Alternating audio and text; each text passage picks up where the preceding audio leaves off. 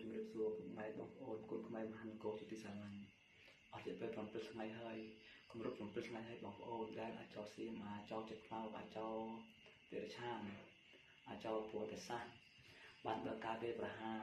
ទន្ទ្រានឈានពេលទឹកដីខ្មែរយើងបងប្អូនធ្វើឲ្យបងប្អូនគាត់ស្រួលស្រង់ស្លាប់នឹងបុព្វជិតនេះនឹងបង្កឲ្យមាន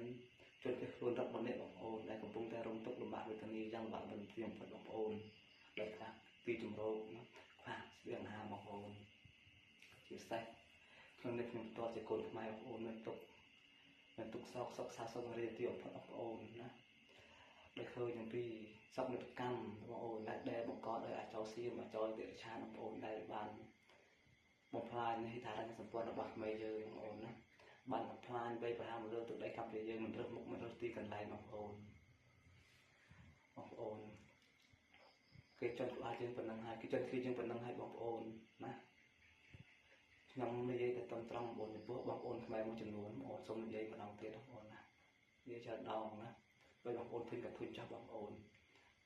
ខ្ញុំសំដៅលើបងប្អូនដែលនៅកុំតូនជុំកុំតូនទំនិញរបស់ចោលសៀមនៅលោកដូរទំនិញរបស់ចោលសៀមបងប្អូនណាគេចង់ឆ្លៀតគេចង់បាត់យើងប៉ុណ្ណឹងហើយគេសម្លាប់ខ្លាចយើងប៉ុណ្ណឹងហើយយើងមិនដឹងខ្លួនរបស់nóមិនទឹកយកខ្លួនទៀតនៅតែកុំតូនទំនិញរបស់ចោលសៀមបងប្អូន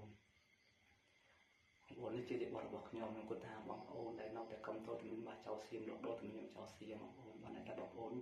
ជោគអាចជោគជ័យមកចោលសៀមណាកុំត្រចោលសៀមណាឬកំណត់ជាមួយចោលសៀមបំផ្លាញចិត្តខ្មែរយើងបងប្អូនស្មត់រឿងកំណត់ក្បត់រួមនឹងបំផ្លាញចិត្តខ្មែរយើងបងប្អូនដឹងហើយអ្នកដែលមានកំណត់ក្បត់កំណត់មកជោគអាចជួយបរទេសបងប្អូនណាឬកំណត់ក្បត់បំផ្លាញចិត្តខ្មែរតែមិនទោសយ៉ាងណាបងប្អូនចាស់ណាស់ខ្លួនចាស់បងប្អូន